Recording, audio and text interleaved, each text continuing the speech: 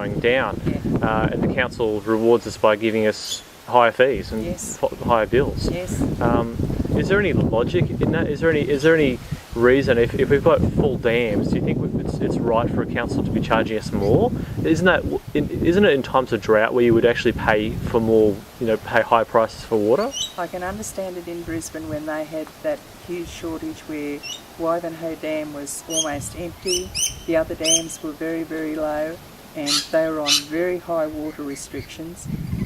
I can understand it in areas like that. But when we see the water that's just had to be let go because the dams are overflowing, and as I say, provision has been made in Townsville with past councils, not this one. They may take the credit for it, but it's past councils that had the foresight to hire the dam walls and make sure that we had plenty of water.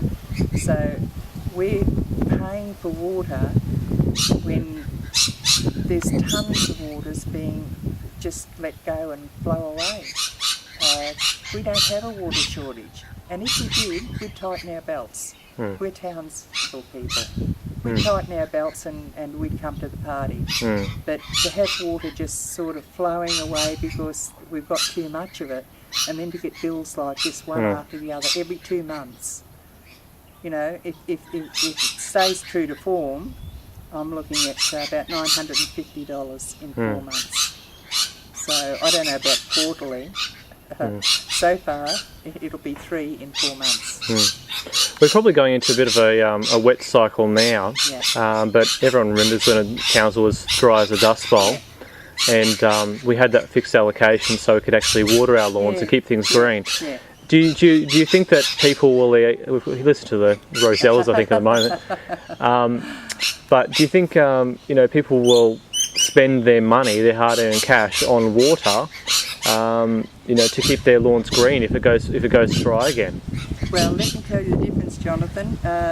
The $35.75 I spent on 65 kilolitres of water, that was before I realised that they'd already put into motion charging me for it. So around my house, I was always very proud to have just a nice little bit of green around my house, a few little ferns. I'm not a great gardener, I'm not able to do a lot of gardening, but that was $35.75.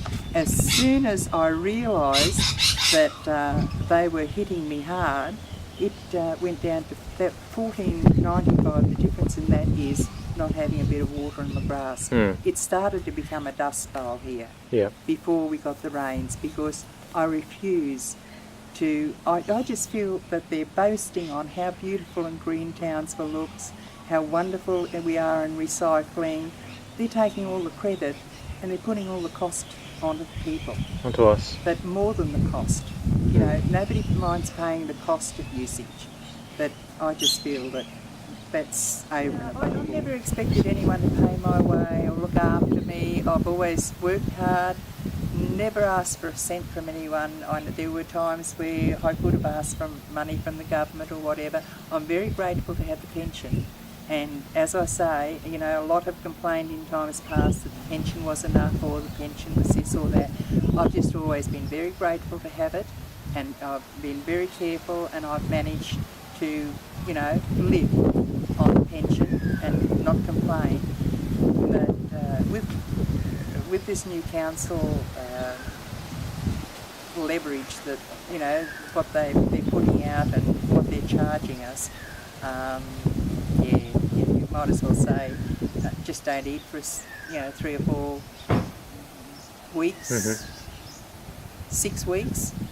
Don't eat for 6 weeks, just give it all to the council. Because you said based on the projections you've done, or the figures that are coming in, that you're having to pay for your rates, you're going to be up at over $2,000 for a year. Oh yeah. So that's and you're a low consumer, a low consumer of water. Yes. So if that's what you're estimated to pay for a year, what is it going to be for other people? Yeah, and this was my mum's house, and she left it to me. So at least I have a home that I now own that I can live in. I can't imagine people that have got mortgages and children and you know, cars to pay off, and most people have those debts. Yeah, that's part of living. That's part of, you know, rearing a family and living in the community. The council have said they're going back to give people the option next year between the two systems, but I can't imagine, given the performance to date, they have any intent of making things any easier for people. Can I make a prediction? Yes. I can make a prediction, and I've said this right from the word go. Yes. They're hitting us hard now, and I'd love to be a betting person, because I'd like to put, if I had it, I'd like to put a lot of money on it, that just before the next elections, they'll be giving us discounts on this, discounts on that, discounts on discounts they'll be giving us, hoping to get in again. But let's remember that if they get in again, they'll have another 4 years to do what they like. They'll have another 4 years. I mean, they've only got 15 months left, and look what they've done. Imagine if they had 4 years to play. Yeah. We'd be in so much trouble. There wouldn't be a person alive that'd be able to live. There'd be. I'd say that there could be more suicides, because people are just at their end of their tether, and this on top of it. You know, they're struggling now without this. So yeah, but just before the next election, you'll find that they'll be wanting to, you know, wrap us in cotton wool and give us all our money back, and until the only one in the council, and this is before all this came up about the water charges, the only one that ever spoke out about the $1 million junket that the council was going to give to their workers because of stress. I've got nieces and nephews and people in the family and other people I know that have got very stressful jobs, but their bosses, if it's too stressed, they're told to go and get another job. They're not given a $1 million junket. And there's only one person in the council that spoke out against that, and that was Jenny Hill. I've seen her speak out for the people, which is a job of council, to speak out for the people. I admire her for standing on her own. She's only a lone voice crying out in the wilderness really there. But yeah, I'd just like to see them all gone. I would like to see them all gone. Let's start with a clean slate. Let's start with a council that'll be honest and upfront with the people.